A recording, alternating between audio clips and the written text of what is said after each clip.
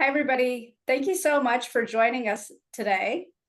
My name is Asia Neopane, and I'm really delighted to welcome you to our 2025 Global Collaborative Series, Aligning Advanced Practice Nursing with Global Sustainable Development Goals. Before we officially begin, note that the session is recorded. Please mute your microphones, and we will hold all questions and comments until after the presentation, at which point the recording will be stopped. And so, we'll do our Q&A discussion without the recording. So I'm Asia Neopane. I'm at the Yale University School of Nursing, and this event, as well as this series, is made possible through the wonderful collaboration of our very esteemed and distinguished partner hosts. I would just like to briefly acknowledge them: Dr. Janae Marie Staccherani, Professor and the Associate Dean for Global Affairs and Director of the Pan-American Health Organization of the World Health Organization Collaborating Center at the University of Michigan School of Nursing. Dr. April Kapu, Professor and Associate Dean for Strategic Partnerships and Global Affairs at Vanderbilt University School of Nursing. Dr. Megan Allen, our own office's Communications Associate here at the Yale School of Nursing. Betsy Usher, Assistant Dean of Alumni Relations at Vanderbilt University School of Nursing. Thank you so much to our partners. Every month, we're taking turns hosting this important series, and we encourage everyone who's tuning in to stay engaged by registering for future sessions. And now it's my pleasure to introduce you to today's speaker, Dr. Pamela Petruca. Based at the University of Saskatchewan's College of Nursing and School of Public Health, Dr. Petruca's research focuses on populations with potential, also known as marginalized or vulnerable, within the local and global context. Over the last number of years, she's had the privilege of assembling a large cohort of researchers, graduate students, and undergraduate students who share similar interests and initiatives to contribute to the science related to this important and diverse population. Dr. Petruca's work has been successfully funded locally, provincially, nationally, and internationally, and has had important contributions in each of these geographic contexts. Currently, her research is focused on the area of women's health, specifically in menstrual hygiene equity, as well as healthcare accessibility in developing contexts. Additionally, Dr. Petruca is working in global health with a focus on improving awareness and access to public health and One Health innovations. Please join me in giving a very warm welcome to Dr. Petruca as she shares her research and expertise with us today. Thank you so much, Dr. Petruca. Over to you. Thank you so much. And I just want to make sure you can all hear me. Is it clear? Yeah. Okay, good. So I'd like to thank you for inviting me to share my perspectives on how nursing's interface and imperatives in action relate to the SDGs and the entire agenda that comes with the Sustainable Development Goals. I'm really hoping this to be a bit of a reflection on global nursing, which is an area that I see myself having been involved in for the majority of my career, and how to challenge us as nurses to reframe our dialogues of and by nurses in the pursuit of this goal of achieving these SDGs. So currently, just a sec, I have to make a turn. No, oh, there it is. There it is.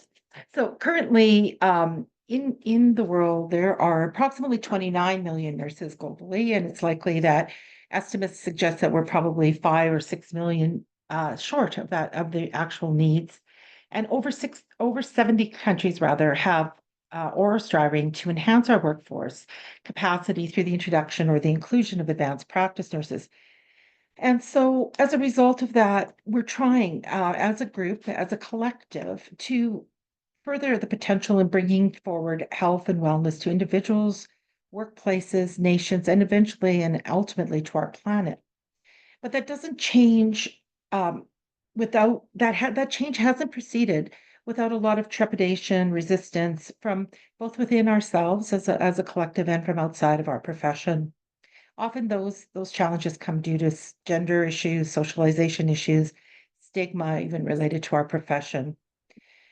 In addition, there is a lack of monitoring and attribution of what nursing actually contributes to these changes and to this total agenda, and in that way has in some ways delayed or actually retarded our ability to move forward positively.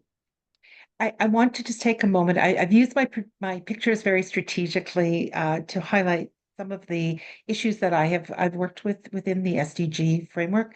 And so I'll allude back to them as I can, but this one particularly is one that is of a globe that is actually made out of plastic bottles that have been reclaimed from different sources.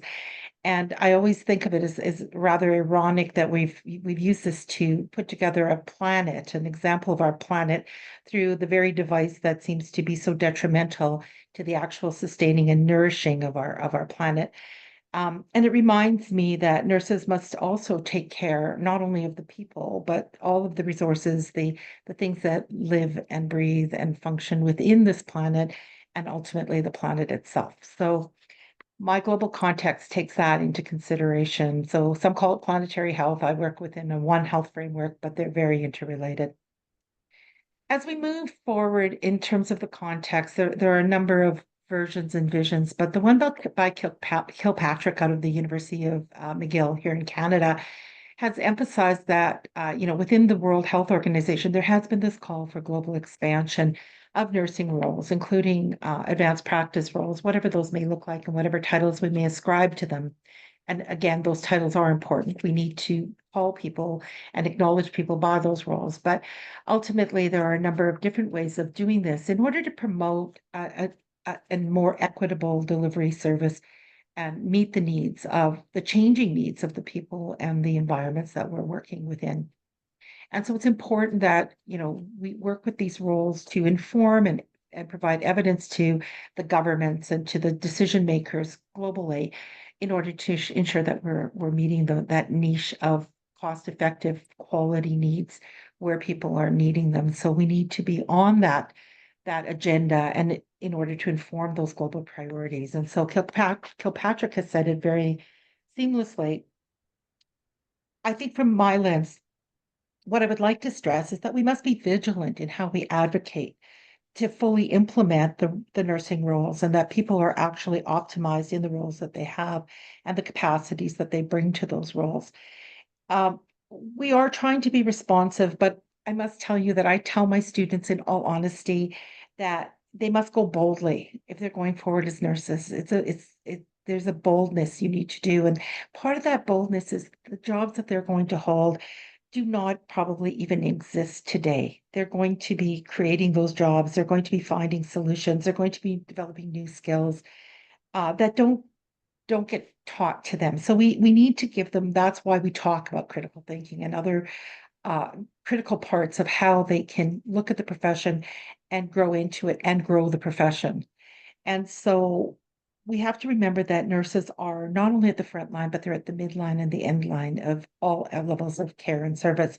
And so that is something that allows us to be the backbone of the healthcare system and puts us right at the forefront of being able to influence the agenda, such as the SDG agenda. So when when I talk about the SDGs to students and when I think about it in my own work and I work with it on a daily basis, and the pictures I'm using here are primarily my own, um, local and global issues become narrower and narrower. They become intricately linked. They almost become one. And as I look at that, I want to challenge you. If you can't see it in this moment, you can think about it in terms of how the pandemic eliminated the fact that we were all one on one plane and what was shared in one place, whether we wanted or not, moved very quickly. And that our current social and political turbulences globally have also furthered that connectedness that local and global together make. So our typically biomedical frameworks don't do that. They tend to systemize people and put them into blocks or into like attracts like kind of involvements. What we do is we need as nurses to recognize that this no longer works and that we need to move forward and engage in economic discussions, technical change, social issue advocacy, political processes. And we also need to attend to demonstrating and evidencing what are the impacts of our presence is as nurses. At the same time, I want to caution us, and this is in referral or in reference to the picture that I've displayed. At the same time, I want to emphasize that I caution us to ensure that our footprints are very considered and gentle in the environments that we work. We don't take away power, we don't shift the power closer to ourselves, or we don't maintain people at an arm's length from achieving their level of power or success. And so our impacts must be measured both in terms of the positives and negatives as nurses. And it's one of the things, it's easy to report the positives, but oftentimes we don't report those negatives or those things we've taken away. And I want to just draw your attention to these lovely Maasai women in Ngorongoro Crater, who I've had a very long-term relationship with many, and they're amazing human beings, but I really would like you to look at their feet.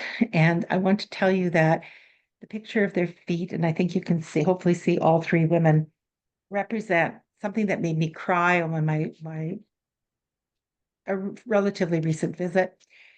They went from a time when I remember them walking in bare feet.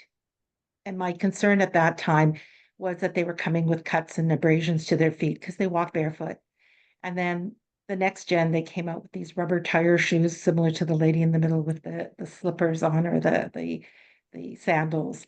And I was a little bit happy, but then found that they were also then taking more chances and going into areas that they wouldn't have previously walked through or traversed, right?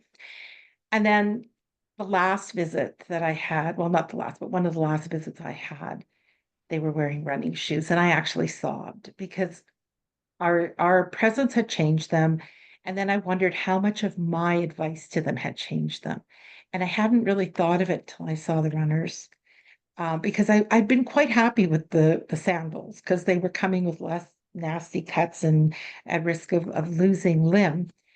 But now they were totally in a different plane, and it was a sad moment. And so I think you had to live it, but I always remind myself that I have to proceed respectfully and very carefully.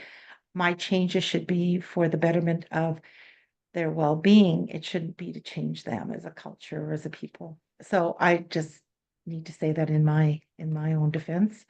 I have a number of principles that guide my work. I look at equity as my commitment, and I think that's something that most nurses can ascribe to.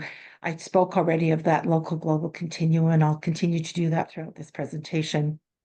I also look at the adaptive ways of seeing, and this is I've learned great lessons from our Indigenous people here in Canada about two-eyed seeing, or being culturally respectful and responsive, and we have to do this as we work with different groups and different cultures, immigrant populations, or if we work in a different country or different context, we need to be able to take a step back and to reflect from a different set of eyes and a different set of beliefs. And so this is so important.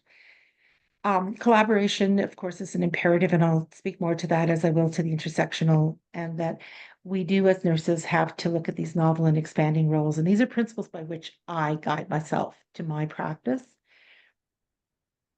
So I just want to take us now to the era of the Sustainable Development Goals. And so I must say that personally, when these goals came to the forefront, I was quite happy because I had lived and worked through the generation of the MDGs, as many of you may not have. You're younger than me, but I had found them very limiting, and I really felt that they were, and the MDGs, the Millennial Development Goals, were for an agenda over there. And we kind of pointed fingers to countries that were perhaps on a more, you know, financially unstable position, or were in poverty, et cetera, and having significant challenges. And I worked primarily in East Africa, so there were lots of issues in terms of conflict, et cetera. So it was kind of the MDGs were very much devoted to that level. Whereas I find that the SDGs are the over everywhere. And that's a term I call for myself, is that I'm over everywhere. What I do Tanzania is not any different than I would do here in Canada. It's only different in terms of the resources, of the types of approaches I may use, but it's the same issues, it's the same matters. And by recognizing that, it truly, the Sustainable Development Goals did a, almost a 180 in terms of how we approach global nursing, or gives us a framework to do that. In addition, it recognizes that there are gaps within and across all nations. And so by targeting those types of things, it really took away this issue of global difference and really looked for global growth. And I thought that was such a positive way that all of us can grow together. And so I really, they're not perfect. Nothing is perfect, but it definitely was a huge shift in perspective. And it actually was ideal for us as nurses because it gave us an opportunity to segue into those emerging and new roles, such as the APNs, and into those emerging partnerships that will allow us to not only facilitate and participate, but to actually lead the achievement of these SDGs. So, you've all seen the pictures. There's many frames. I like the round one because it kind of is more inclusive and makes me feel good. But I think that the SDGs really have taken on and addressed those significant challenges faced by us globally.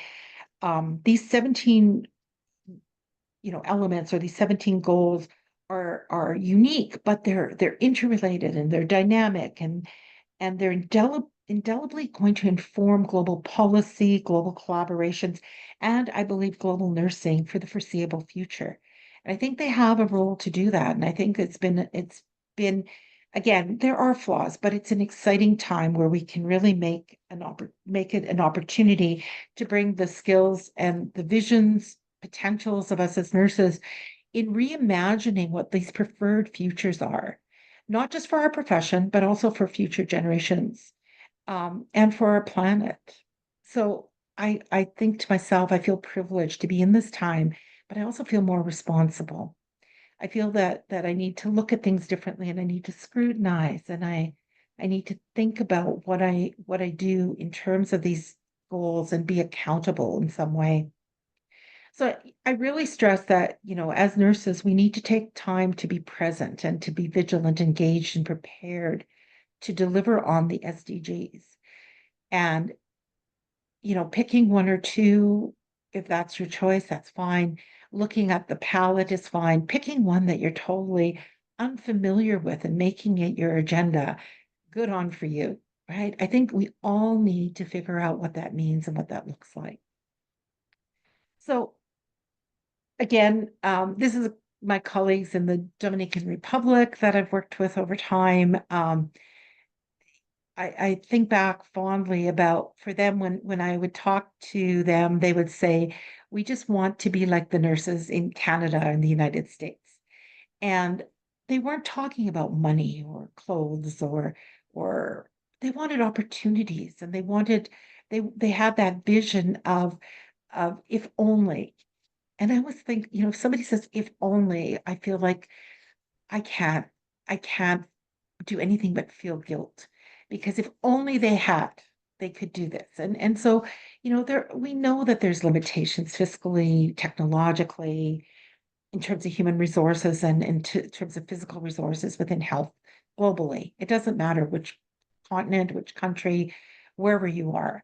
But what is necessitated is that we have to recognize that some are more challenged. And that's where that equity discussion comes right to the heart and soul of what the SDGs bring.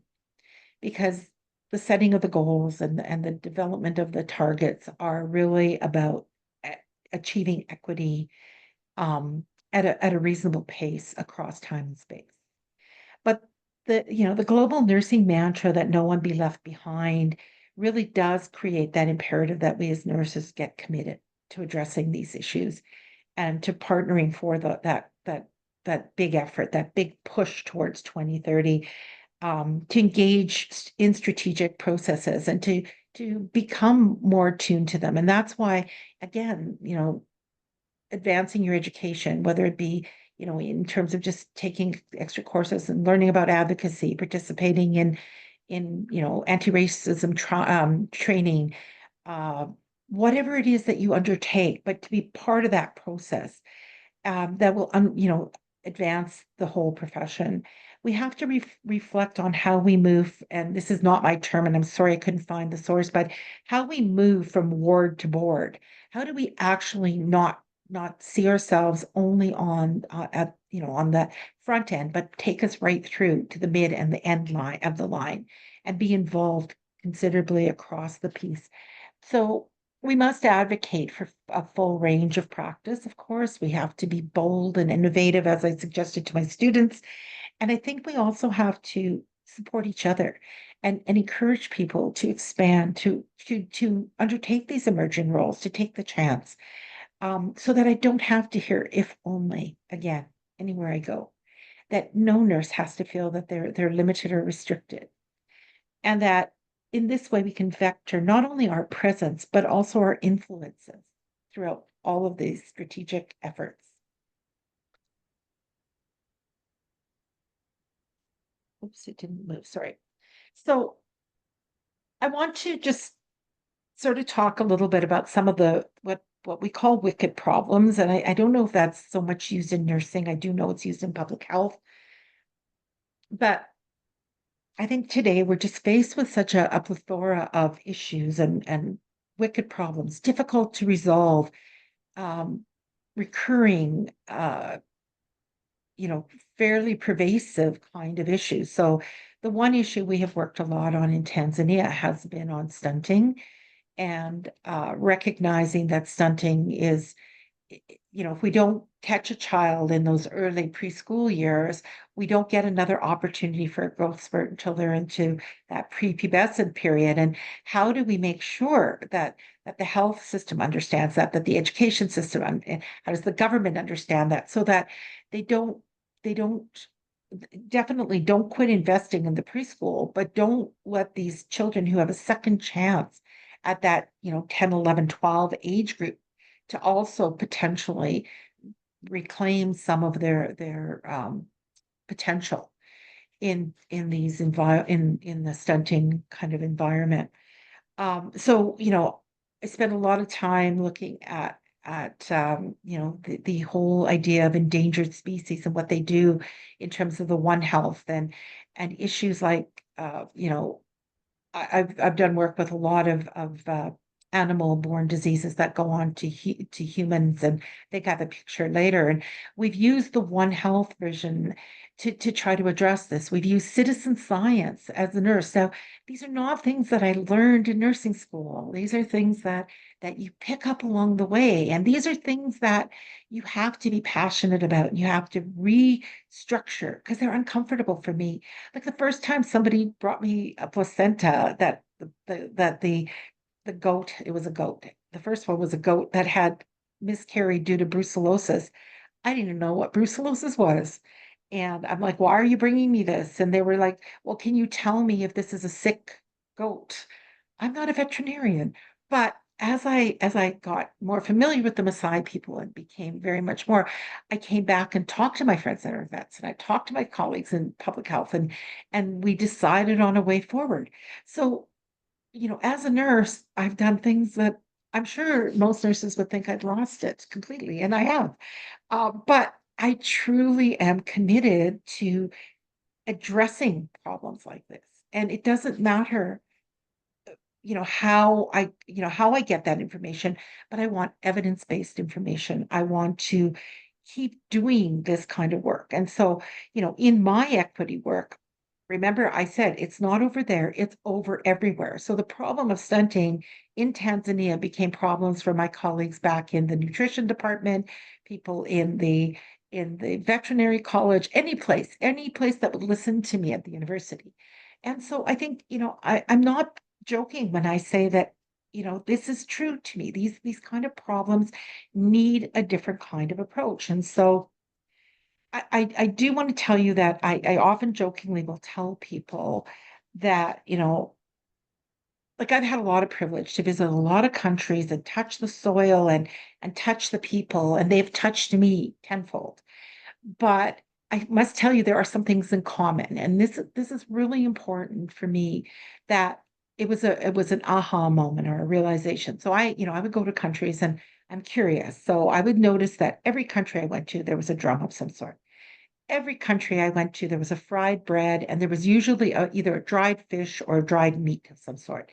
And every country I've gone to, they've also had some issues around or concerns expressed to me about their futures, the future of their industries, their future of their children. And then almost every country, well, no, not almost every country, what I heard was that they were never happy with the politics. There was always the powers that be, whether it be at the national level, the local level, the community level, there were always struggles. So for many years, I just took that all in and kind of was like, okay, that's kind of interesting. And what do I do with it? And then came the SDGs.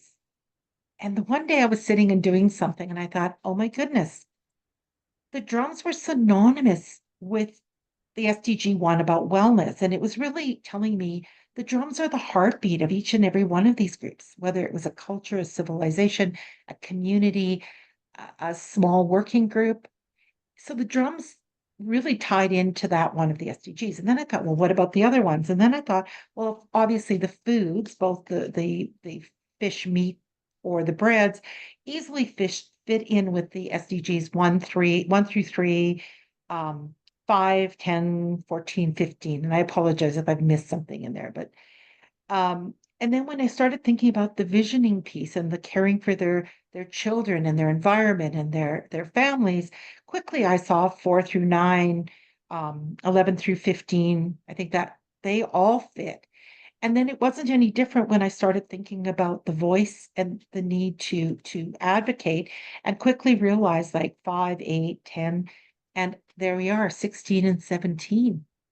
And so every one of the SDGs were represented by those 4 common needs across every country. And I've been to, I think it's 64 countries. And so I've seen, heard, tasted, smelled, experienced, been touched by that very thing. And it's the same in my country of Canada. So I cannot see why we can't, by working together, we can address these complexities, maybe as simply as saying we all share the same content and the same issues and the same opportunities, and we just have different ways of needing to address them at this point to get us to that optimal level. So equity work for me is it's probably what I define myself as doing. I think we have to continually seek and realize the potential in every person, every place, every population. And so I use that term, populations with potential. I believe everyone has and deserves to have their potential optimized, right? So it's kind of my argument, because I was very frustrated by terms of marginalized and vulnerable, because that is a label that takes away. And I'm still trying to find the right term, but for my working term is this. So I just want to talk to you about this picture before you. It's a picture that is from the youth of Standing Buffalo First Nation here, about 100 kilometers from where I live. They live on a reserve. These are First Nations youth. We did a CIHR funded project with this particular group of young people who I mean, I still see some of them, I still talk to them. They have children of their own. They've gotten their university degrees. At this time, they were high school and elementary kids. And so I have seen them through their growth periods, and no stunting. So what I want to say is this picture represents what they believe is important. And what they believe is important is that they have an understanding of their culture, and that is represented by the geometric elements that are in this diagram, like the triangles, the boxes. Their culture uses geometric shapes to represent themselves and their culture. They talk about the buffalo. The buffalo is cultural. It has strong cultural meaning. They are the standing buffalo. They are the people that align with that animal. In the middle, or before I go to the middle, in the sky and in the sun, that represents the environment, and we must preserve the environment. And we must we are the caregivers of the environment. That is why we are here. And then for them, the home is the represented by the TP, or the a traditional home. And what they told me is that this is where we have our past, present, and future linked together, is through our home and through our families. So as nurses, we have lots to learn from these simple stories. And sometimes we don't listen because we get into, I don't want to say debates, but we get into turf kind of issues in terms of, well, that's not really health, that's more education, or that's not really, that doesn't really belong with us. That's a decision maker person and we send it over. Or that's not my role as a nurse, that belongs to the x-ray person or whatever. And so I think that, I learned a lot from this one little diagram. I learned about a people and their beliefs. I learned about what made them and kept them healthy as on reserve youth. Um, and I think we need to have that kind of soul searching moment as nurses, so that we break down those artificial or those things put before us, and we work collaboratively to either to change the dialogue, or to shift the to shift ourselves into a different role as change agents and advocates for what needs to be done, so we can move forward collaboratively. So my bottom line in this section is that achieving the SDGs is the responsibility of every nurse. That's my line. And in my opinion, we are all global nurses based on the definitions and the approach. So now I'm going to take you on a little bit of a challenging point, and this is a trial. I hope it works. I'm not really sure how this will go over, but we really do need to change the dialogues. And I think, Salvage and White talked about, we need to think globally and act locally, which has been a big part of what I've just talked about, is how do we balance that? And I think that statement is supportive of the SDGs, but I think we need to find different ways to move ahead and to work differently. So here we go. Um, So you may or may not be familiar with the term Mobius, but most of you will know the sort of the alpha symbol.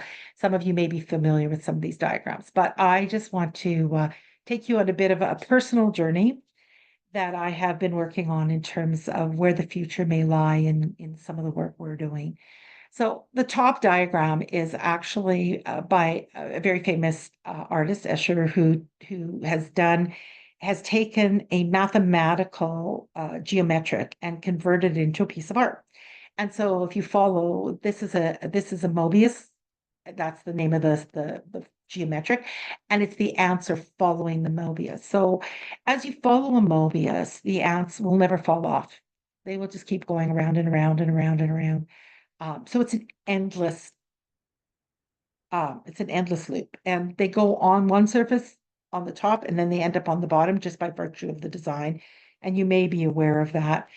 But I think the essence of it is that it's never ending, and you are not at risk of falling off. There is a plane that you will also always end up on. So to further visualize it, I've included the diagram on the bottom, which actually Wikipedia had the best one. I found one better, but I couldn't find, it was Scientific American had a lovely one that I would like to use, but I couldn't get permission in time to do it. And so I've just told them another time.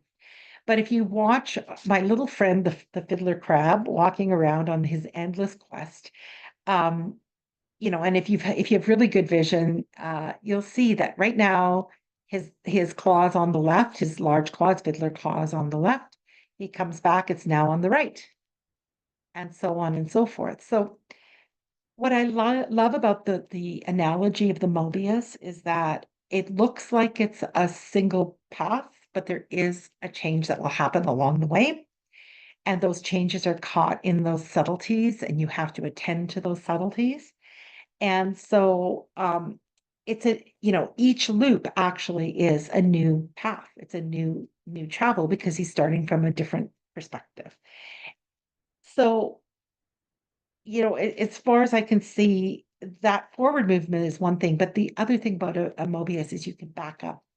And so I always envision that if I get stuck somewhere in my movement on this pathway to make change, I can always go back and revisit why and then move forward once more. So the Mobius to me is a really essential or an important image to help people visualize how we can work together, yet we can travel differently. We can have different experiences along that same journey.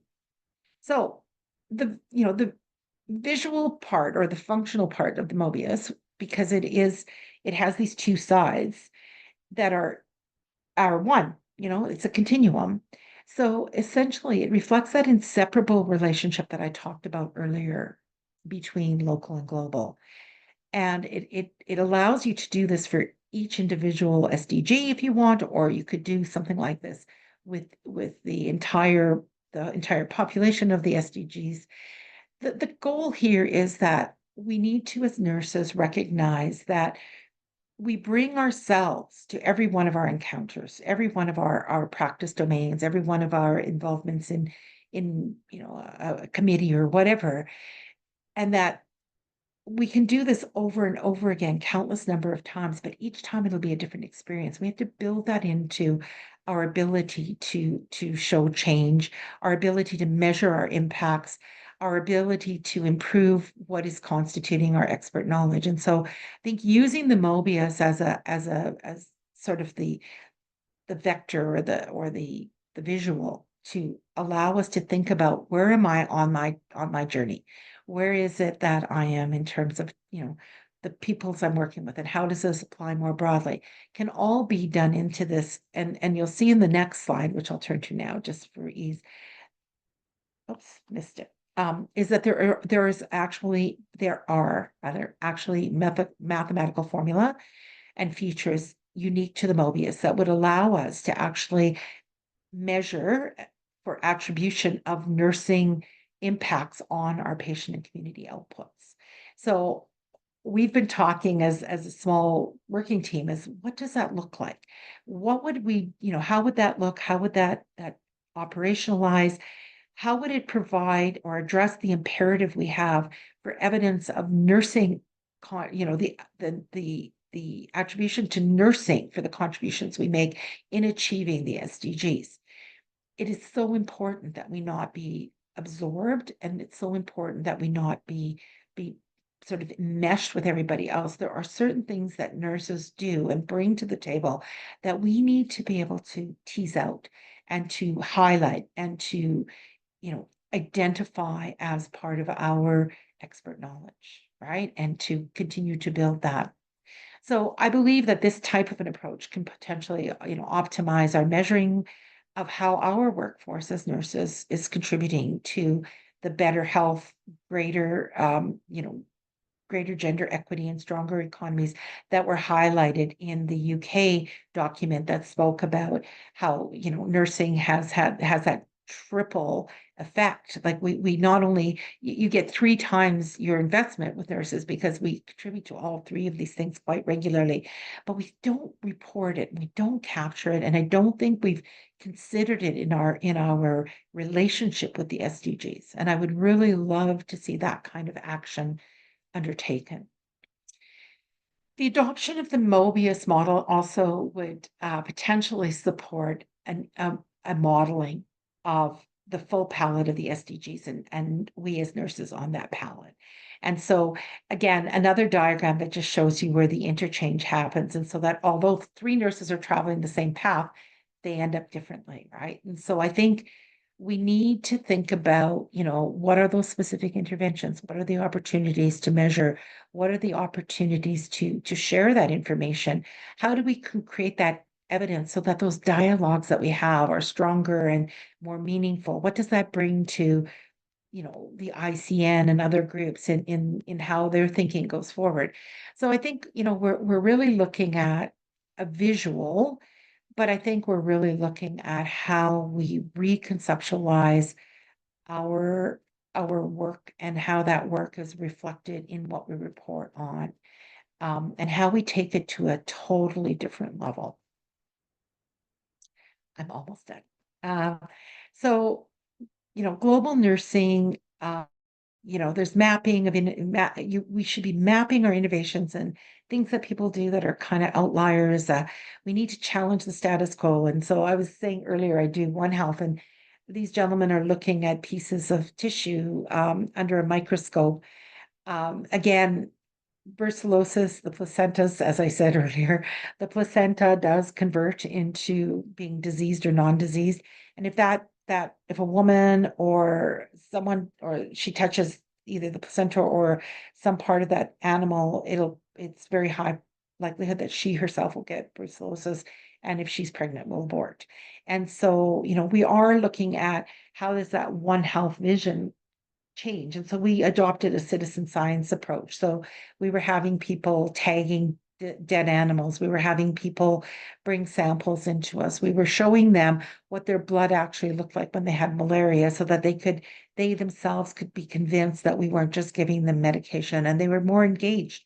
They were more willing to bring their animals to us as well at the same time. So we would get kids at a vaccine clinic and they would be bringing animals for one of the animal health people to look at. It wasn't ideal, but you're in a very Ngorongoro is a UNESCO heritage site. We're limited what we can bring in and out of the crater. We're regulated how many people can be in or out of the crater. We were really trying not to be influencing them, but as I said earlier, we still do. They change their shoes.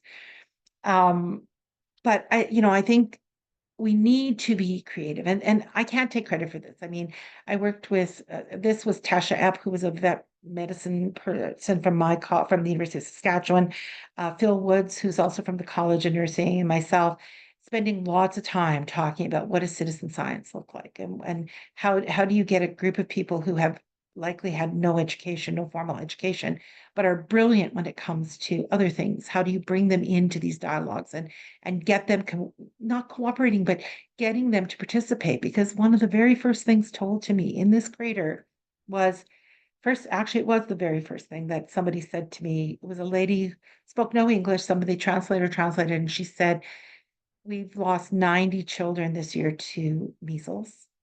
Where were you?" Asking me why I hadn't brought the vaccines to them. And it was like I was a newcomer to their community, and the grief I saw in their faces and eyes, I never want to see again. We've had measles outbreaks here, and we've heard of people dying, and our hearts break. But to see it in the eyes of one woman who lost 4 children to a preventable disease, right? It's just is life changing. So I just continue to challenge the status quo. Look, I'm a rule bender. I'm not a rule breaker.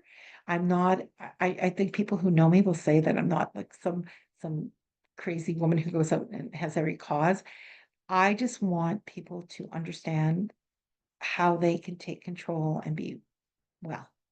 How can they achieve their highest potential? And that's sort of where I think global nursing should go. Oh, come on. So these are my personal insights. I always say, and I end every speech I do with this. We share more than we differ. I think we need to embrace diversity and inclusivity, and by doing so, we become stronger. I do not believe in bringing everyone up to the lowest common denominator. I think it's not ethical, nor is it equitable. I think everybody should have more than I have. And in terms of sustainability and the Sustainable Development Goals, sustainability is a compound word. You must sustain it and enable it.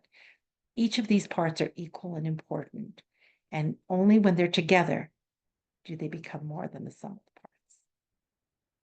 And on that, there's some references. Again, achieving SDGs for me is everyone's responsibility as a nurse. And I think we're all global nurses. So I thank you. And I'll get out of the sharing. And I'll turn it back.